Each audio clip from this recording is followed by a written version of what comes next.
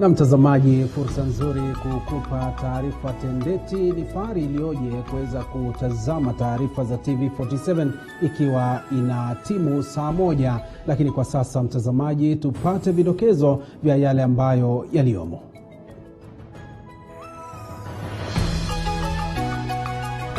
Rais Uhuru Kenyatta andaa mkutano na uongozi wa bunge kujadili ajenda za serikali, huku akiomba uungwaji mkono katika ripoti ya BBI.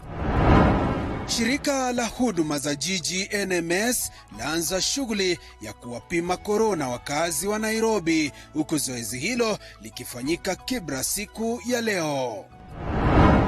Ni tabasamu kwa wakazi wa Garissa na viunga vyake, kwani serikali yatenga milioni 120 za ujenzi wa mabwawa eneo hilo.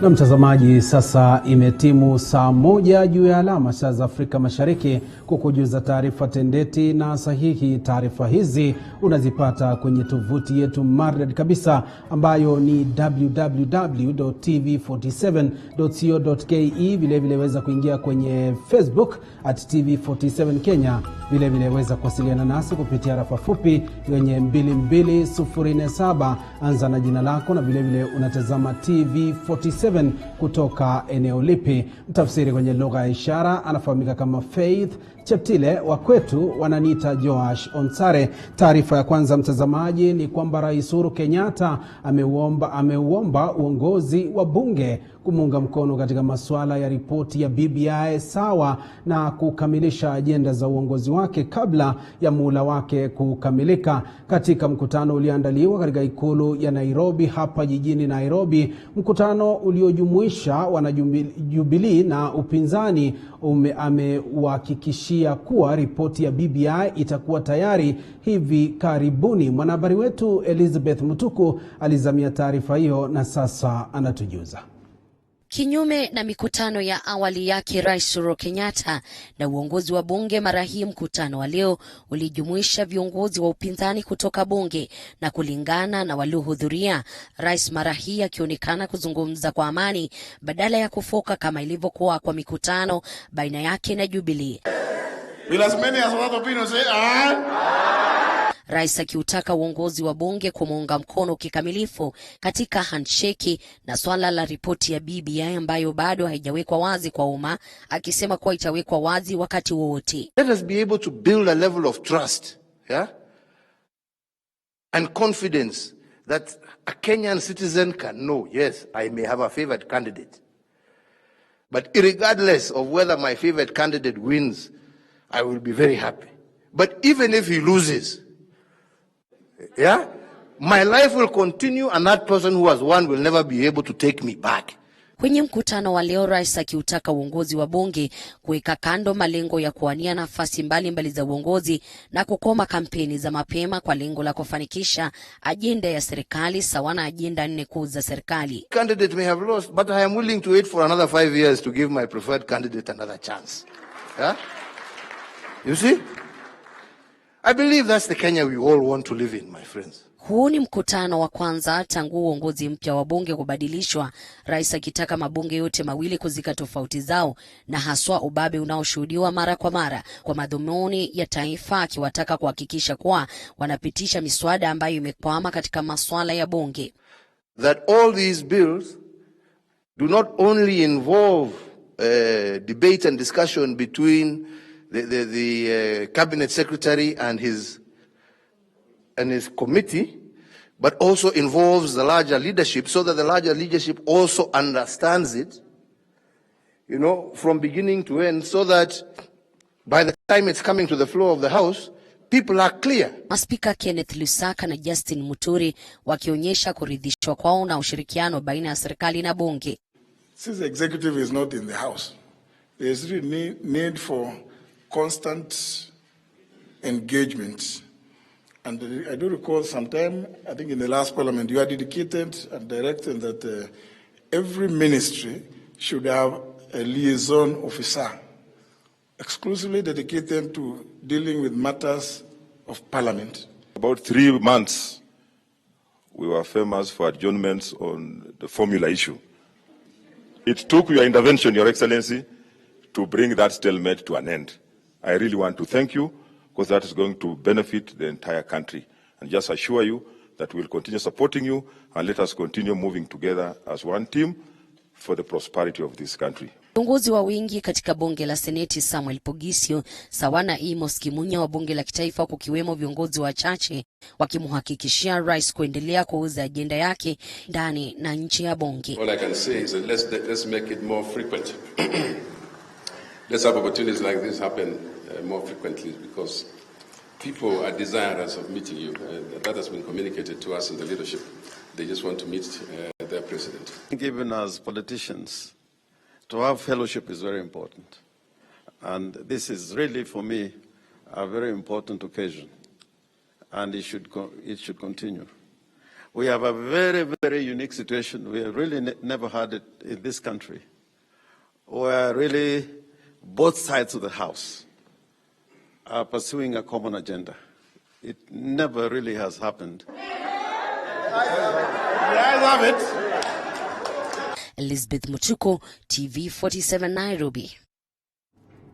Namshukran sana mwanahabari wetu Elizabeth Mutuku kwa taarifa hiyo. Tukisonga mbele ni kwamba shirika la huduma za jiji la Nairobi NMS limeanzisha upya upimaji wa umma virusi vya corona kwa lengo la kutathmini kiasi cha msambao wa virusi hivyo katika kaunti ya Nairobi. Zoezi hilo lililozinduliwa rasmi mida ya saa 8 siku ya leo katika mtaa wa Kibra utafanyika katika sehemu 17 ambazo ni maeneo bunge madogo ya kaunti ya Nairobi kwa siku 2 mtawalia. Zoezi la upimaji wa virusi vya corona ulianza asubuhi na mapema mtaani Kibra.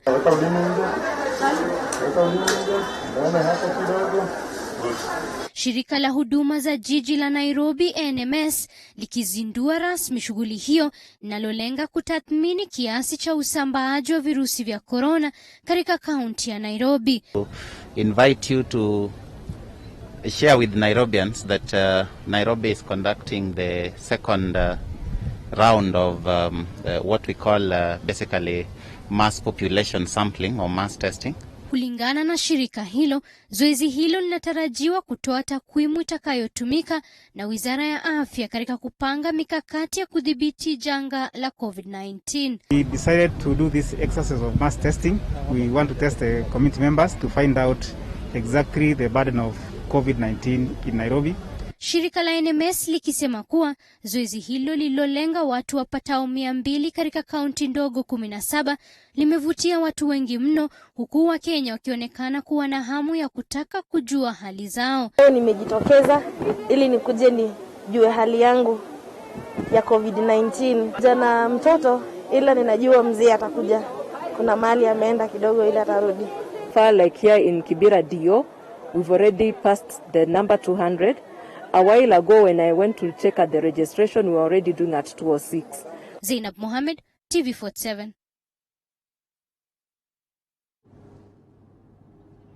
Na mtazamaji, tubadilishe dira kutoka masuala ya corona tuangazie masuala ya kisiasa, na ni kwamba naibu wa rais William Ruto ameisuta ripoti ya BBI akidai inalenga kunufaisha viongozi mbalimbali wala sio mwananchi wa kawaida. Ruto alizungumza haya alipokuwa katika ziara yake katika kaunti ya Meru, ambapo vile alipigia debe ari yake ya kuwania urais mwaka 2022 chini ya kampeni ya Hasla. David Muthoka anatuarifu. Maua! Katika ziara yake katika maeneo mbalimbali ya kaunti ya Meru, naibu rais William Ruto amesuta ripoti ya BBI akidai inalenga kufaidi tu viongozi wachache wala sio mwananchi wa kawaida. Wanazunguka, wanataka kuturudisha nyuma. Haya yanajiri licha ya Rais Uhuru Kenyatta kuendelea kukutana na viongozi mbalimbali wakiwemo viongozi wapya wa kamati za bunge leo hii katika ikulu pamoja na mawaziri hiyo jana kupigia debe ripoti hiyo inayotarajiwa kutolewa hivi karibuni. Mnasema tuongee mambo ya viongozi ama tuongee mambo ya wananchi? Mnasema tuongee nafasi ya positions ya wakubwa ama tuanze na kazi ya mahasla hapa ambao hawana kazi? Na BBI hapana, tumekataa kabisa. Viongozi mbalimbali waliokuwa wameandamana na Ruto vilevile wamemuunga mkono naibu wa rais katika kupuuzilia mbali ripoti ya jopo kazi la maridhiano BBI. Saizi watu huko wanazungumzia maneno ya BBI na vyeo. Mutengeze ripoti, mufanye nini? Ukiamua kuingia hapo, kwanza tunataka tukuulize, utakubali matokeo?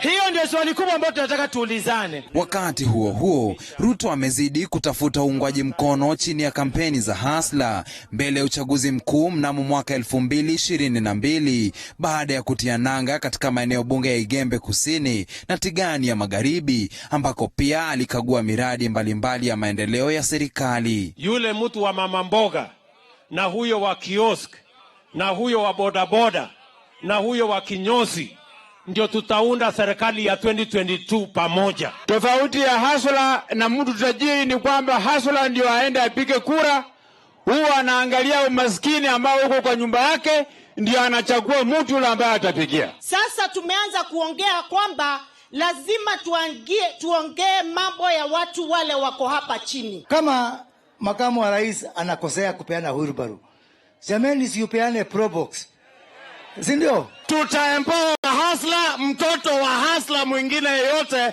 Kenya hii ataweza kutumikia Kenya kwa kiwango chochote, kama kiongozi awe MCA. Nauliza, ni nani uchagua viongozi? Viongozi wanajiweka kwa viti ama sisi tunawaweka kwa hizo viti? Sasa nyinyi mko tayari kufanya kazi yenu? Nionyeshe kama tayari kufanya kazi yako. Ziara ya Ruto katika maeneo mengine ya sehemu ya mashariki mwa mlima Kenya inatarajiwa kuendelea tena kesho, mara hii katika kaunti ya Embu. Haya yanajiri huku seneta wa Makueni Mutula Kilonzo Jr. akishtumu siasa za hasla na matabaka almaarufu dynasty, akisema zinaendelea kugawanya taifa. Mutula alisema haya katika hafla ya mazishi katika eneo la Mboni, kaunti ya Makueni, ambapo aidha amekosoa serikali ya Jubilee kwa kulegeza kamba katika vita dhidi ya ufisadi. Dynasties and hustlers is splitting this nation. Jubilee is splitting this nation. We have forgotten that in this administration there has been so much corruption. That there has been so much corruption in this government. This is possibly the worst government we'll have. David Muthoka, TV 47, Nairobi. Na mshukran sana David Muthoka kwa taarifa hiyo. Tukizidi kufululiza zaidi ni kwamba vuguvugu la vijana wa magharibi ya nchi limeafikiana kwa kauli moja kuunga mkono ripoti ya upatanishi ya BBI na kupendekeza kuwekwa wazi kwa ripoti hiyo. Hayo yamejiri katika mkao ulioandaliwa hii leo nyumbani kwake mbunge wa Saboti Caleb Amisi kwenye kaunti ya Trans Nzoia. Mwanahabari wetu Boniface Barasa na kina cha taarifa hiyo. Akisoma nakala ya maafikiano kwenye hafla hiyo, seneta maalum Masi Chebeni amesema vuguvugu hilo linaunga mkono ripoti hiyo ya upatanishi na wapo tayari kwa kura ya maamuzi. We support BBI and will work tirelessly to ensure it is supported, accepted and wins the majority vote at the referendum. We therefore appealed for the immediate release of the BBI and eventual program of ratification. Wakati huo katibu mkuu wa chama cha chungwa Edwin Sifuna pamoja na mbunge maalum Godfrey Sotsi wamekashifu wale wanaoendesha pingamizi dhidi ya BBI. Hii BBI iko na mambo mengi mazuri. Wanazungumza huku nje, wanasema tu you want to create positions for people. They are not telling you that ndani ya BBI tumesema kama Trans Nzoia inapata 10 billion sasa mnapatia Patrick Khaemba, BBI ikipita inakuwa double, inakuja 20 billion. Hiyo BBI inasema vijana wapatiwe nafasi miaka 7 ya kukuza zile biashara zao. Hawawaambii hiyo maneno. Unajua, nimesikia wengine wanaanza kuongea mambo mengine, lakini ndani ya BBI masuala ya vijana iko, mambo ya kukosa kazi, unemployment iko kwa hiyo BBI, mambo ya inclusivity iko ndani ya BBI. Kwa upande wake mbunge wa Embakasi Mashariki Babu Owino na mbunge wa Kibra Imran Okoth pamoja na kiranja wachache katika bunge la Nairobi Peter Mwatok wamemkosoa naibu rais Daktari William Ruto kufuatia jitihada zake za kuwapa vijana toroli kuwa ni njama ya kuwadhalilisha vijana wa taifa hili. Hii siasa ya wheelbarrow hapa, wheelbarrow kule. Yeye Moi alimpatia land, yeye anapatia mtoto wako wheelbarrow. Yeye alinunua gari kama first hustle yake ya machine, yeye anapatia mtoto wako mkokoteni.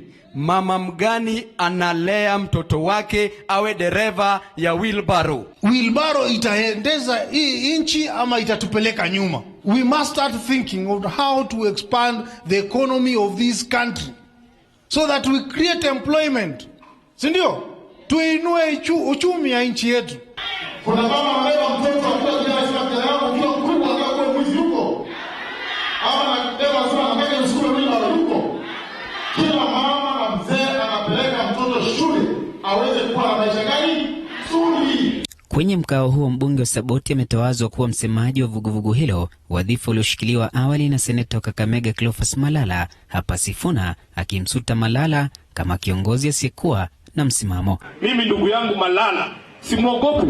Tunamwambia peupe mchana, tabia yako haikuruhusu wewe kuwa kiongozi wa vijana katika mkoa wa Magharibi. Na kabla tumwambie hiyo, hawa viongozi ambao unaona hapa, tumemuita Malala, tukakomboa nyumba, tukalipa hata drink yake ile kitu anakunywanga tukaweka hapo kwa meza. Tukamwambia ndugu yetu, hiyo njia ambayo umeshika itakupoteza. Vijana wameamua they will not leave their future to be determined by somebody else. They'll take over the mantle and determine their future. They are here to determine their destiny themselves. Shinikizo za kutaka kuwekwa wazi kwa ripoti ya upatanishi ya BBI zikishika kasi, ni bayana endapo ripoti hiyo itawekwa wazi, basi kijoto cha kumrithi Rais Uhuru Kenyatta huenda kikapanda zaidi. Boniface Barasa, TV47, kaunti ya Trans Nzoia. Shukran sana mwanahabari wetu Boniface Barasa kwa taarifa hiyo. Mtazamaji, jumbe umezituma hapa, ningependa kupitia chache kabla tuende mapumziko. Anasema kwamba anaitwa Nasiche Miremba Nasiche, pamoja sana. Mwingine hapa anaitwa Judith Shakur Shivachi, anasema tuned in.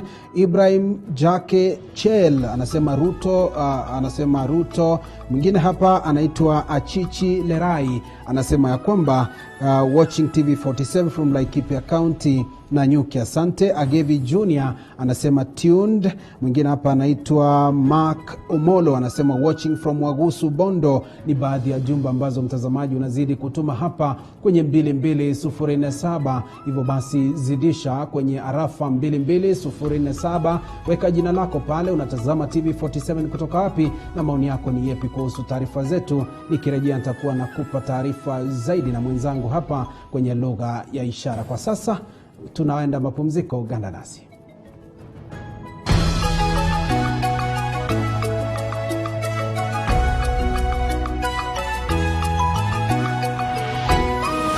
Kila siku ya Jumatano tunazungumza, tunaulizana na tunajuzana masuala ibuka ya kisiasa. He is not in Kirinyaga. Maisha yangu ni huru na watu wangu wanyali. Tulivunja vyama vya URP na TNA na vyama vingine tanzu, ndio tukaunda chama inaitwa Jubilee. Mijadala komavu kuhusu yanayokuhusu, na zaidi ya yote tunakupa nafasi kumfahamu kiongozi wako katika kipindi Fahamu Kiongozi. Yako kama mtoto ilikuwa gani? Mimi nilizaliwa, sasa najuaje maisha ilikuwa. Wakati namuuliza maisha. Kwanza ilikuwa tu ni jaribu kabisa kufikia pahali ambapo nitafika Nairobi.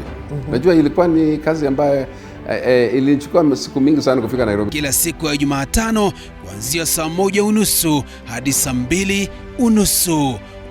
Ungana naye Elizabeth Mutuku, usikose.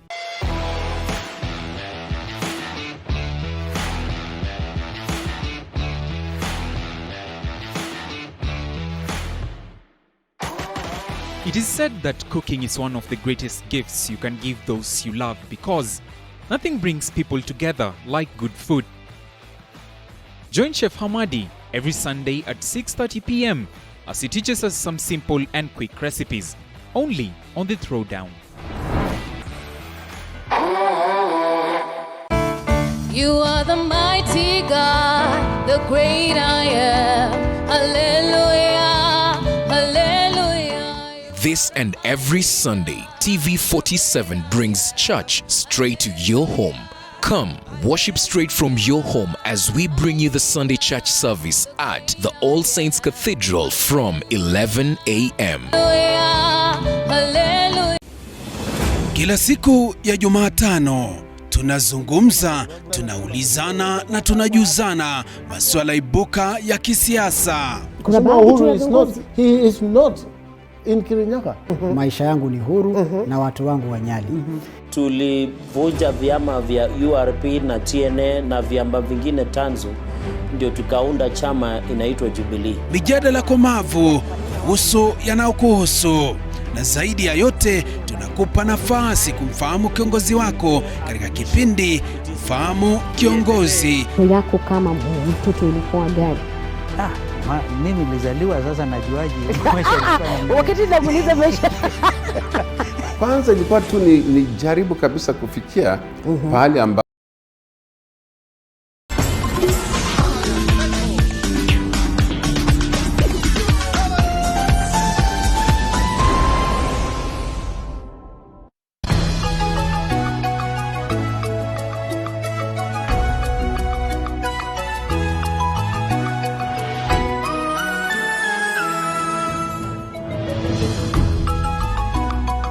Na karibu tena mpenzi mtazamaji, nizidi kukupasha taarifa tendeti na sahihi. Kama ndo mwanzo unajiunga nasi, ni taarifa za upeo wa TV47. Tukiangazia taarifa iliyo hapa ni kwamba gavana wa kaunti ya Narok Samuel Ole Tunai pamoja na watu wengine watatu wameponea ajali ya ndege katika eneo la Meleli, eneo la Narok Mashariki. Inasemekana gavana Tunai na watatu hao walikuwa wakielekea kwenye mazishi ambapo ndege hilo lilianguka baada ya kuondoka. Tayari gavana Tunai amekimbizwa katika hospitali ya rufaa ya Narok kupokea matibabu.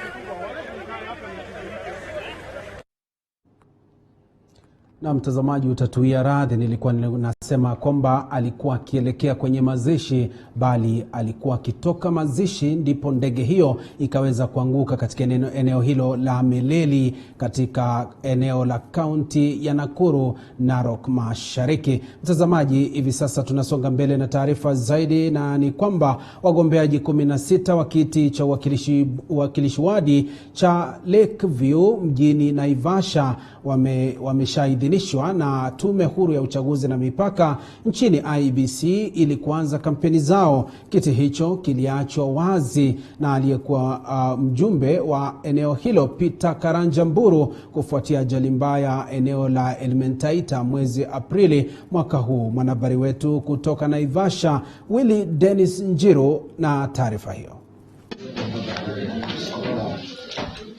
Ofisi hii ya Tume Huru ya Uchaguzi na Mipaka ya IEBC imekuwa yenye shughuli nyingi, wageni wakiwa waniaji wa kiti cha wakilishi wadi wa Lakeview waliofika hapa ili kuidhinishwa kujitosa ulingoni.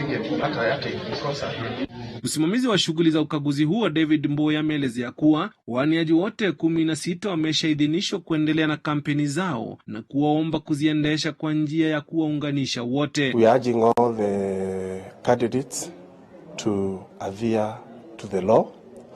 Campaigns start after nominations, that is after tomorrow. So we don't expect any campaigns now. And we hope that all shall be well because we have done our best, everything is okay. In terms of security, we have organized everything. Kwa upande wao, waaniaji wa kiti hicho wamekariri wito wa kufanya kampeni zenye amani na kuwaomba wakazi wa eneo hilo wasitoswe kwenye siasa za uchochezi na migawanyiko. Jambo ambalo ningewaambia wapigaji kura wale Lakeview ambao ni 18,700 or so na my fellow aspirants ni kwamba tufanye siasa ambazo zina umoja, siasa ambazo hazina fujo, siasa ambazo ni constructive, kwa watu wetu wa Lakeview Ward. That should be paramount and should be the first objective to all of us as leaders.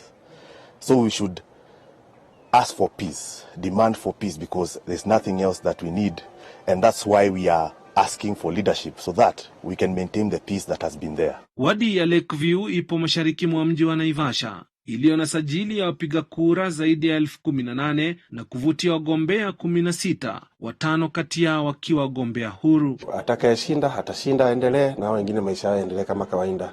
Lakini ninavyoona hapa Lakeview kwa sasa, sijaona mgawanyiko yote, sijaona mvutano yote hata ya parties. Tusitumie juu vijana ndio wanatumia, si wazee. Tusitumie vijana. Nao wenye wanaongoza vijana kwa hiyo mambo mbaya, tafadhali tuache. Tumeamua hatuangalii mtu ametoka sehemu gani, ama huyu ni kijana ametoka any other part of Lakeview, lakini tumeamua saa hizi vijana ndio atakayepeperusha hii bendera ya MC Lakeview. Kinyang'anyiro kinatarajiwa tarehe 15 mwezi Disemba, kibarua kikisaliwa kwa viongozi hawa kuunganisha vijana wenzao ambao jipata njia panda wakati wa chaguzi. Register tutatoa tuweke katika polling stations, waone kama majina yao yako, watoke kwa wingi. Wale tumewapatia nafasi wamekuweko, wamefanya vile wamefanya. Vijana hata mwenye alikuwa tu kijana kama mimi, na aliacha tu alama ya kusema pale aliachia, sisi kama vijana tunaweza endelea. Nikiripotia runinga ya TV47 kutoka mjini Naivasha kwenye kaunti ya Nakuru, mie ni Willy Dennis Njiru. Na kwingineko mtazamaji, ni kwamba serikali kupitia kwa Wizara ya Maji na Usafi imewekeza takriban shilingi milioni 120 kujenga mabwawa ya maji katika kaunti ya Garissa. Hatua hii inajiri huku ripoti kutoka kwa idara ya hali ya anga zikionyesha kuwa kaunti za kaskazini mashariki mwa Kenya kama vile Garissa, Wajir na Marsabit zitapata mvua chini ya kiwango cha kawaida katika siku za usoni. Musa Sala na taarifa kamili. Wakazi wa Ijara na Masalani katika kaunti ya Garissa watapata maji ya kutosha hivi karibuni, licha ya ripoti kutoka kwa idara ya utabiri wa hali ya anga kuwa kaunti za kaskazini mashariki mwa Kenya kama vile Garissa, Wajir, Marsabit na Mandera zitapata mvua chini zaidi kuliko ya kawaida miezi kadhaa ijayo.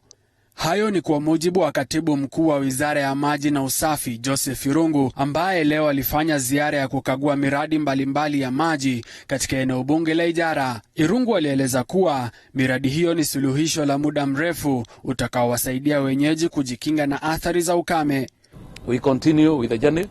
We know that this area is actually charged on water, and we continue sourcing for resources so that we can be able to do those works. I think water here means everything. So when the PS for water comes, I think the residents have a lot of expectations, and we shall continue sourcing for resources so that we can be able to improve on the lives of the people of this part of the country. Serikali imewekeza zaidi ya shilingi milioni 220 katika ujenzi wa bwawa la Jarish na kuboresha mradi wa maji wa Masalani. We are at 70% complete. This is a 40 million Kenya shillings project. Money that came from the national government. We have asked the contractor to hasten work so that we can be able to harvest the rains that are forthcoming. But in the morning we were at the Masarani water project, where we are also undertaking rehabilitation works of the project that we have already there, the existing one. We are going to spend about 8 million Kenya shillings to rehabilitate it, so that it can be able to serve the residents of Masalani. Serikali pia inapanga kuanzisha mradi wa kuvuna maji ya mto Tana na kuyasafirisha hadi mitaa ya Masalani na Ijara kwa matumizi ya nyumbani. We have a proposed project that we are also contracting. We have released the initial 100 million for the phase 1 of that work. During the first supplementary, Mheshimiwa Sophia here, who is the vice chair of the parliamentary committee on water, is going to assist me secure the funds so that we can now be able to reticulate water all the way from Tana River through Masalani and then up to Ijara here where we are. Mbunge wa Ijara Sofia Abdinur akimpokea katibu huyo na maofisa wengine wa serikali akiwemo mkurugenzi wa mashtaka ya umma Nurdin Haji alisema kwamba mradi huu utasaidia kutatua ghasia zinazoibuka jamii ya wafugaji eneo hilo wanapovuka mipaka hadi kaunti jirani kutafuta lishe na maji kwa mifugo wao. They used to go to other places, and when they move with their animal, always there have been conflict between the other community and themselves, because the other community, a settled community, they have farms. The animals do not know the farming. They go and eat and destroy the farms. So we have had a lot of conflict with our neighbors, be it Tana River or Lamu. But this time round, their problem have been solved. Irungu pia alikagua mradi wa maji taka unaoendelea katika kaunti hiyo unaogharimu zaidi ya milioni 679. Musa Salah, TV47, Nairobi. Namshukran sana mwandishi wetu Musa Sala kwa taarifa hiyo. Mahakama ya juu mjini Bungoma imetoa mamlaka ya kusitisha ubinafsishaji wa kiwanda cha sukari cha Nzoia. Hii ni baada ya kesi iliyowasilishwa na mtetezi wa haki za kibinadamu Jack Munialo aliyeitaka mahakama hiyo kuzuia ubinafsishaji wa kiwanda hicho. Mwanahabari wetu Mike Kagwongo na taarifa kamili.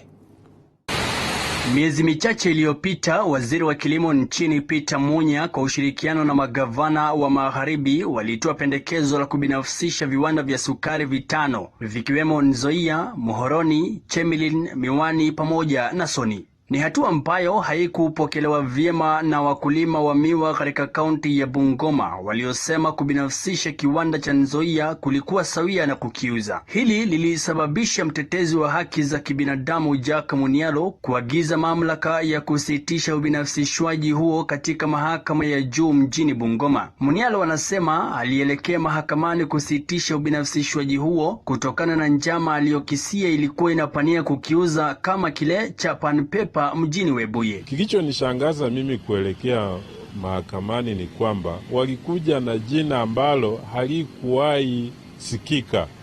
Neno inaitwa leasing. It was about privatization. Sasa leo hii wanaanza na maneno ya leasing. Leasing unashangaa imetokea wapi? Sasa sisi tukahofia ya kwamba Pan Paper ilienda kwa njia hii. Na mimi nikikaa naona Nzoia pia wale ambao walihusika kuuza Pan Paper ndio tena wanataka kuhusika kutunyang'anya Nzoia. Kwenye ripoti yake Alhamisi wiki hii, jaji wa mahakama ya juu mjini Bungoma Stephen Riech alisema ubinafsishwaji huo hauwezi kuendelea hadi pale kesi itakaposikizwa rasmi na kuamuliwa. Kubinafsishwa kwa viwanda nchini wanasema sio suluhu la kusaidia mkulima wa kawaida, ila Rais Kenyatta anafaa kuwachukulia hatua kali washauri wake. Shida ambazo zinakabili viwanda si kuuza. Kama ni kuuza, kwa nini Mmiasi ilikufa? Kama ni kuuza, kwa nini Pan Paper yenyewe ni private na imekufa? Angalia Rift Valley Railways mlibinafsisha imeenda hivyo. The Dominion Estate ni Kisumu imeenda hivyo. Hata sisi tunafurahia sana factory kuwa Bungoma na Nzoia. Mumias hata imeanguka kabisa. Lakini tulikuwa tumelia Nzoia amke na tumelima miwa. Sasa tunamuomba arudi vile alianza, asikuwe na hiyo madharau. Tumeamua lazima tuende tukae na yeye tujue hawa wakulima tunawasaidia namna gani. Seneta wa kaunti ya Bungoma Moses Wetangula, wabunge Didmas Baraza wa Kimilili, Dan Wanyama wa Webuye Magharibi na Mwambu Mabonga wa Bumula ni miongoni mwa viongozi wanaopinga hatua ya serikali kukibinafsisha kiwanda cha Nzoia. Kesi hiyo hata hivyo itatajwa Oktoba 28 mwaka huu. Kutoka kaunti ya Bungoma nikiarifia TV47 mimi ni Mike Kagwongo.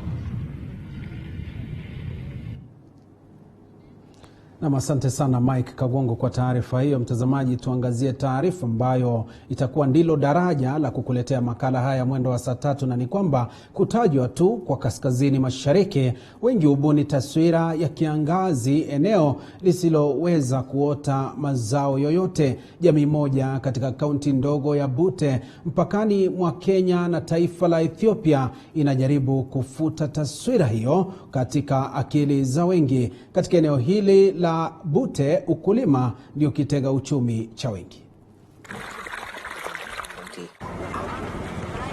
Tumeanza utaratibu ya kilimo, na kilimo yenye anatarajia tulime kilimo cha large scale, ambayo tunajaribu kama sai tumeshaweka onions kwenye shamba kama eka moja.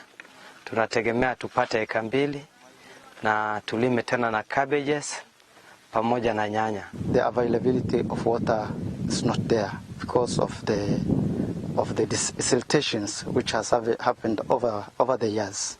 As you have seen in the field there, so many farmers are losing their crops due to lack of water right now.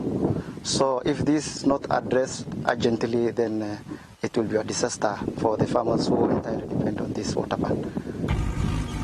If we have one mega dam, I think Wachia North people will forget about the hunger. We can have enough food which can sustain people. Because if the soil is very fertile and all factors are constant, what only we need is water. Na bila shaka mtazamaji, hicho ni kionjo tu. Taarifa kikamilifu utaipata mwendo wa saa 3 katika taarifa za lugha ya Kiingereza. Mtazamaji, tuangazie taarifa nyingine, na ni kwamba licha ya mahakama kuu kusitisha kwa muda kufurushwa kwa wakazi kutoka ardhi inayokisiwa kuwa ya msitu eneo la Mlima Elgon, polisi eneo hilo wamezidi kuendeleza operesheni ya kuwafurusha wakazi hao walio zaidi ya 2,000. Wanji Sostin na maelezo zaidi. Tunafika katika kijiji cha Chesako, eneo bunge la Mlima Elgon, kaunti ya Bungoma. Hapa tunapata familia hizi kwenye mapango haya. Wanahoji kuwa walihamia eneo hili enzi za mababu zao mwaka 1976, waliwekewa mpaka wa kutoingia kwenye ardhi ya msitu na hawajawahi kupita hapo. Mtu wa jeshi ndiye alisema hapa ni reserve, hapa ni forest. Chiefs, Bwana DC, ambia chiefs wachunga watu hapa. Na kama kuna watu wataenda ndani ya msitu, wakabiliwe kisheria. Na kama vile ninazungumza sasa hivi, eneo hili ambayo inaitwa Chebombai, there is no even a single encroachment. Watupatie mahali tunaenda. Alafu watupe waende watoe walio kufia huko, waende mafupa tuende tuweka kwa shamba hilo wanatupelekea. Wametaja kupitia wakati mgumu baada ya vyakula vyao kukatwa, huku mimea mingine ikiharibiwa na maafisa hao wa polisi, wakisema hawakupewa notisi ya kuhama mapema na serikali. Serikali alifikia sisi mapema na petrol, mahindi imechomeka. Hata tumekaa sana tu tusema hapana, hata tukikaa na mahindi yanaendelea kuchomeka. Hata saa hii tunawaacha wako tu wanachoma. Kwa sasa makao yao yamekuwa kwenye mapango haya, kwani hata swala la corona na wanafunzi kurudi shule kwao ni nyimbo tu.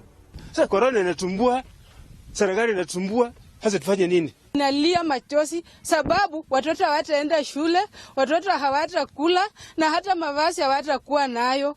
Mtetezi wa haki za kibinadamu Richard Masinde aliyewasilisha kesi hiyo amesikitikia kupuuzwa kwa amri hiyo, akisema wakazi hao wana haki ya kuvuna vyakula vyao hata baada ya kuhamishwa kwa nguvu. Mmekataa kutoka kwa forest? Mmekataa? Si mnataka utaratibu? Na si mnataka tu mahindi yenu, vyakula yenu itoke? We are not asking for too much. We are just asking for a directive to say, ebu obey hizi orders. Hiyo tu. Kwa sasa wakazi hao wamehofia huenda visa vya ukosefu wa usalama vikarejea eneo hilo kufuatia ukosefu wa chakula na wakazi kufurushwa kiholela. Watusaidie, watu warudi mahali walitoka, pale Chebombai. Hiyo ndio mimi nataka, ili isilete nini? Shida. Ili watu wengine wamwaga tamu. Juhudi zetu za kufikia vitengo husika ziligonga mwamba. Wanji Sostin, TV47. Na mtazamaji, taarifa hiyo yake Wanji Sostin inatufikisha hapo kuweza kupata mapumziko mengine, zikiwa zimekatika dakika 38 baada ya kugonga saa 1. Mtazamaji, jumbe ni nyingi sana kwenye Facebook Live. TV47 Kenya anasema anaitwa Opuba Matayo, anasema watching TV47 from Uganda, thank you. Mwingine hapa anasema anaitwa Lilian Bosiri, anasema tuning in.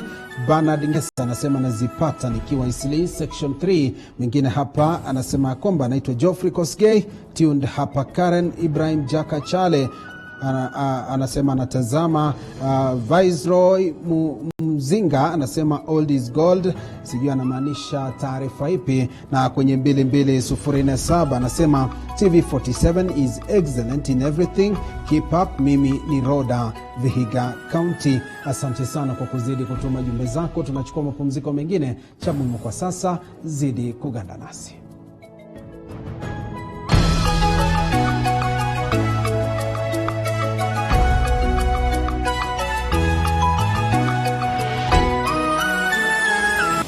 Kila siku ya Jumatano tunazungumza, tunaulizana na tunajuzana masuala ibuka ya kisiasa. Kuna Uhuru he is not in Kirinyaga. Maisha yangu ni huru na watu wangu wanyali. Tulivunja vyama vya URP na TNA na vyama vingine tanzu, ndio tukaunda chama inaitwa Jubilee. Mijadala komavu kuhusu yanayokuhusu, na zaidi ya yote tunakupa nafasi kumfahamu kiongozi wako katika kipindi Fahamu Kiongozi. Yako kama mtoto ilikuwa gani? Mimi nilizaliwa, sasa najuaje? Wakati namuuliza maisha. Kwanza ilikuwa tu ni jaribu kabisa kufikia pahali ambapo nitafika Nairobi. Najua ilikuwa ni kazi ambayo ilichukua siku mingi sana kufika Nairobi. Kila siku ya Jumatano kuanzia saa 1:30 hadi saa 2:30. Ungana naye Elizabeth Mutuku, usikose.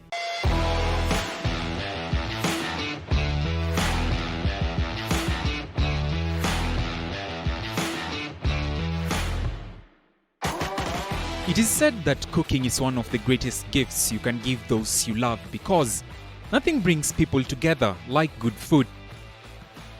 Join Chef Hamadi every Sunday at 6:30 p.m. as he teaches us some simple and quick recipes, only on The Throwdown. You are the mighty God, the great I am. Hallelujah, hallelujah. This and every Sunday, TV47 brings church straight to your home. Come, worship straight from your home as we bring you the Sunday church service at the All Saints Cathedral from 11 a.m. Kila siku ya Jumatano tunazungumza, tunaulizana na tunajuzana masuala ibuka ya kisiasa.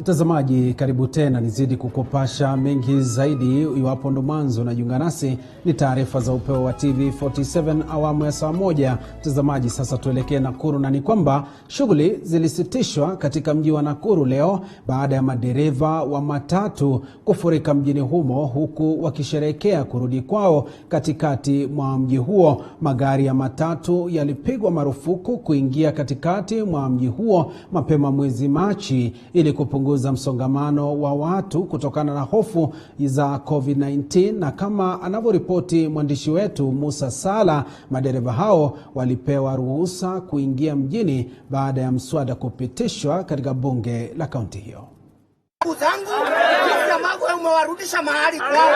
Waendeshaji wa matatu katika mji wa Nakuru mapema leo walifunga barabara kwa sherehe na maombi baada ya kuruhusiwa kurudi kufanya shughuli za uchukuzi katikati mwa mji wa Nakuru. Hatua hii inakuja baada ya mswada wa mwakilishi wadi wa eneo la Menengai Mashariki, Wilson Mwangi, ya kutaka waendeshaji wa matatu waruhusiwe kuingia mji huo kupitishwa. Madereva hao walifungiwa nje kwa miezi 6 ili kudhibiti msongamano katika mji huo baada ya hofu ya virusi vya COVID-19. Wakiongozwa na mwenyekiti wao Stephen Kinyanjui, madereva hao walidai kuwa serikali ya kaunti ya Nakuru inafaa kuwaruhusu kufanya kazi yao mjini hadi pale watakapopewa pa kuhamia, huku wakimsuta Gavana Lee Kinyanjui kwa kuwafurusha. Sisi tunasema hii si siasa. Hii ni maisha ya watu unacheza nayo. Sasa ile unapiga siasa kwa maisha ya watu, wewe ni mtu ambaye hauna utu. Na sisi tungeuliza governor, sisi hatuna ubaya na yeye hata kidogo. Na sisi hapana wanasiasa, sisi ni wanabiashara. Hakuna haja ya kungojea sababu tunaendelea kuumia, na tukakubaliana na hawa na members wetu turudi kwa kasi yetu. Kwa hivyo sasa tumerudi kwa kasi yetu na hatutaki kusumbuliwa. Polisi ni sisi tunawalipa, wanafaa kutuchunga, hawafai kutupiga. Kwa hivyo tunataka amani na kasi yetu ni amani. The Nakuru County we are working for and we are planning for has no room for criminals. Mapema mwezi Machi mwaka huu, Gavana Kinyanjui alitoa agizo la kupiga marufuku magari ya matatu kuingia katikati mwa mji wa Nakuru ili kupunguza msongamano wa watu ili kuzuia kusambaa kwa virusi vya korona. Madereva hao walihakikishia serikali kuwa watafuata sheria zilizotolewa na Wizara ya Afya ili kudhibiti msambao wa korona. Tumeamua kufuata sheria zote za COVID-19. Ukiangalia kwa hii stage, iko na sanitizers, iko na mahali ya kuosha mkono, na tumeanza kubeba watu. Na tumekubaliana tuweke magari mawili. Kwa hivyo hatutaki shida yoyote na polisi ama na yeyote yule. Musa Salah, TV47, Nairobi. Na tukisonga mbele ni kwamba kiongozi wa chama cha maendeleo Chapchap Alfred Mutua ameitaka serikali ya Uhuru Kenyatta kuunda jopo ambalo litatafuta masoko ya kimataifa kwa ajili ya mazao ya miraa. Mutua amesema kuwa yuko tayari ili kuongoza bodi hii ama jopo hilo kama mjumbe maalum. Gavana wa kaunti ya Machakos Daktari Alfred Mutua akizungumza wakati wa ziara yake ya wiki moja katika ukanda wa Mashariki ya Kati amemtaka Rais Uhuru Kenyatta kuunda bodi ambayo itatafuta masoko ya kimataifa kwa mazao ya miraa. Mimi nataka kumwomba Rais Uhuru Kenyatta, tafadhali unda tume ama unda kikundi cha kwenda kunegotiate kwa kutafuta soko ya miraa. I am ready to be a special envoy wa serikali ya Uhuru Kenyatta, mimi kwenda Somalia, kwenda Uingereza, kwenda Djibouti kufungua soko ya miraa kwa niaba ya watu wangu wa Eastern, wa Tharaka Nithi, wa Meru, wa Embu na kukote kule soko hiyo, na pia kuangalia pia hali ya kuondoa mabrokers katika miraa. Na pia mtu aliwataka Wakenya kuwa makini kipindi hiki cha mvutano wa kisiasa unaoanza kushuhudiwa humu nchini, huku akisisitiza haja ya kuunda tume huru ya uchaguzi na mipaka IBC ili kuepuka kile alichoeleza kama kukimbia dakika za mwisho. Tume ya IBC inapaswa kuwa kwa ofisi kufikia miezi 18 au hata miaka miwili kabla ya upigaji wa kura. Hii mambo ya last minute, kuweka huyu natoa huyu last minute, huyu wanasema huyu ni wangu, huyu si wangu, hiyo ndio inaleta misukosuko katika nchi yetu.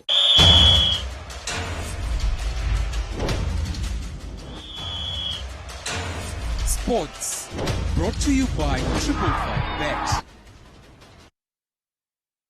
Na sasa mtazamaji, kwa kasi lakini kwa utaratibu tuangazie taarifa za michezo, na ni kwamba Nick Mwendwa ameshinda na sasa ameweza kutetea wadhifa wake kama rais wa shirikisho la soka nchini FKF. Mwendwa amepata kura 77 na kuwabwaga wapinzani wake wanne ambao walipata jumla ya kura 8. Mwandishi wetu wa michezo Julius Juma alifuatilia uchaguzi huo na kutuandalia taarifa ifuatayo. We therefore find that the decisions made by the Electoral Board, being improperly constituted, are null and void ab initio. Baada ya kusitishwa mara mbili na mahakama ya kutatua mizozo ya michezo nchini, hatimaye uchaguzi wa shirikisho la soka nchini FKF ulifanyika. Wajumbe wakimiminika katika mgahawa wa Safari Park hapa jijini Nairobi kuchagua viongozi wa kitaifa wa shirikisho hilo. Rais wa sasa Nick Mwendwa ameibuka mshindi katika kinyang'anyiro cha urais kwa kura 77, akiwabwaga wapinzani wake wanne waliopata jumla ya kura 8. Mwendwa ataongoza shirikisho hilo kwa miaka 4 ijayo akisaidiwa na naibu wake Doris Petra. We have finished this. It has been costly campaigns. It has been tough on many of us mentally. But you know, teamwork is like that, and I'm happy today we have crossed that Rubicon. There were people in Africa who asked whether we will ever cross that Rubicon. Today, as opposed to many countries around Africa, we have done it. Aliyekuwa afisa mkuu mtendaji wa klabu ya Gor Mahia Lodvik Aduda ameibuka wa pili kwa kura 5. Aliyekuwa naibu afisa mkuu mtendaji wa FKF Herbert Mwachiro akiambulia nafasi ya 3 kwa kura 3, huku mwenyekiti wa zamani wa FC Leopards Dan Mule na mwanahabari Boniface Osano wakiambulia 0 kila mmoja.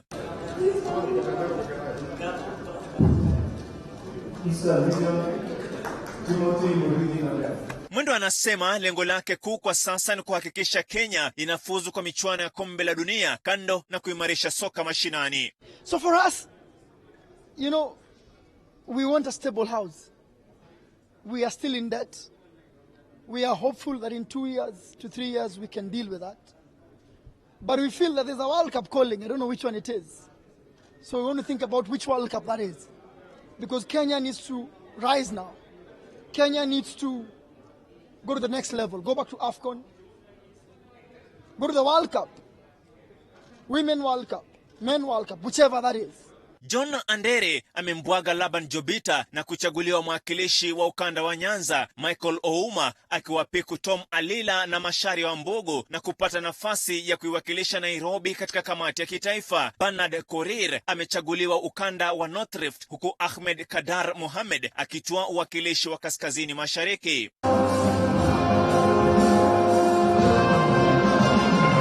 Gabriel Mugendi, David Bunei, Tony Kwea na Davis Shege watawakilisha kanda za Pwani, Lower Rift, Magharibi na kati ya Kenya mtawalia baada ya kukosa wapinzani. Kinyang'anyiro cha wanawake kilishuhudia kivumbi, Margaret Anyango akiibuka mshindi kwa kura 43, kura 1 zaidi ya mpinzani wake wa karibu Violet Momanyi. Aliyekuwa mweka hazina wa klabu ya Gor Mahia Salibolo hajapata kura yoyote katika uchaguzi huo. 7, 8, 9. Hayawi hatimaye imekuwa, na baada ya ngoja ya muda mrefu ambayo nusra iumize matumbo, hatimaye shirikisho la soka nchini FKF limeandaa uchaguzi wake wa kitaifa. Rais wa sasa Nick Mwendwa akipata kura 77 na kutetea kiti chake, huku wapinzani wake Boniface Osano, Lodvik Aduda, Herbert Mwachiro na Dan Mule wakipata jumla ya kura 8. Nikiripotia runinga ya TV47, mimi ni Julius Juma. Kila siku ya Jumatano tunazungumza, tunaulizana na tunajuzana masuala ibuka ya kisiasa. Kuna Uhuru he is not in Kirinyaga. Maisha yangu ni huru na watu wangu wanyali. Tulivunja vyama vya URP na TNA na vyama vingine tanzu, ndio tukaunda chama inaitwa Jubilee. Mijadala komavu kuhusu yanayokuhusu, na zaidi ya yote tunakupa nafasi kumfahamu kiongozi wako katika kipindi Mfahamu Kiongozi. Yako kama mtoto ilikuwa gani? Mimi nilizaliwa, sasa najuaje wakati namuuliza maisha.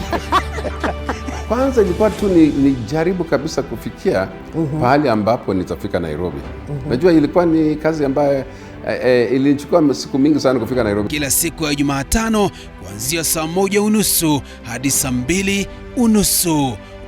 Ungana naye Elizabeth Mutuku, usikose.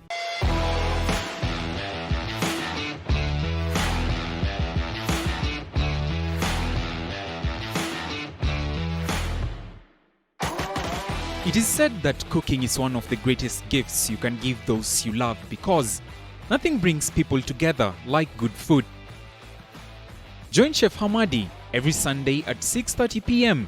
as he teaches us some simple and quick recipes, only on The Throwdown. You are the mighty God, the great I am.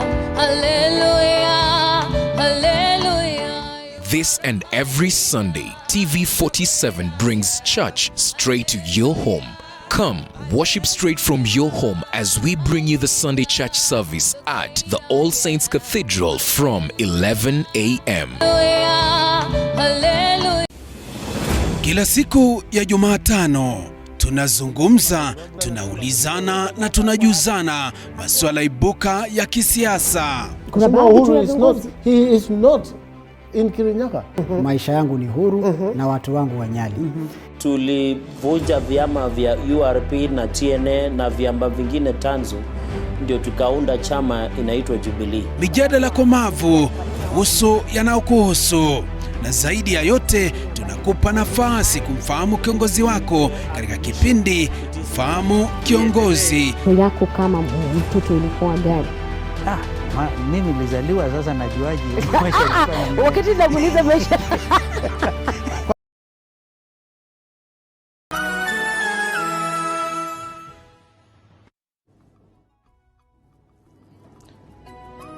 Na bila shaka heko kwa Perez Chepchirchir kwa kuweza kuvunja rekodi hiyo. Mtazamaji, dakika 55 zimekatika baada ya kutimu mwendo wa saa 1, na hapo ndipo tunatia nanga taarifa hizi za upeo wa TV47 siku ya leo. Lakini kabla niondoke, nisome jumbe 2-3 kwa faida yako. Anasema Kajimbi Kambi kutoka kaunti 002, tuko pamoja hadi mwisho wa habari. Asante kwa kuwa pamoja nasi hadi sasa tamati. Mwingine hapa anasema kwamba anaitwa Bella, anasema na watch from Kaberi, anaitwa Bella na sees June. Asante sana Bella na June kwa kuzidi kutazama TV47. Tukiangalia kwenye Facebook, anasema ya kwamba anaitwa Kalistas Juma Simeo, Nyeri is watching. Mwingine hapa anasema anaitwa Jacinta Kimweli, anasema niko ndani. Asante. Mwingine hapa anaitwa Ven Peter, anasema niko ndani. Judith Lunyulo anasema tuned. Wa mwisho hapa anasema anaitwa Cliff Dejak, anasema from Saudi Arabia. Mtazamaji, ni baadhi ya jumbe ambazo umeweza kuzituma hapa. Shukran kwa kuwa mtazamaji mwema kila wakati kufuatilia vipindi na taarifa. Mtazamaji, shukran vile vile kwa kikosi chote ambacho kimeweza kufanikisha taarifa za siku ya leo ya Jumamosi. Mtazamaji, mtafsiri kwenye lugha ya ishara anafahamika Faith Cheptile. Kabla niondoke na kuacha na kauli kwamba mwalimu ni mzazi na mzazi ni mwalimu, na itasalia kuwa vivyo hivyo. Wakwetu wananiita Joash Msare na kutakia ukuwe na utazamaji mwema na vile vile usiku usiokuwa na usumbufu wowote. Kwaheri kwa sasa.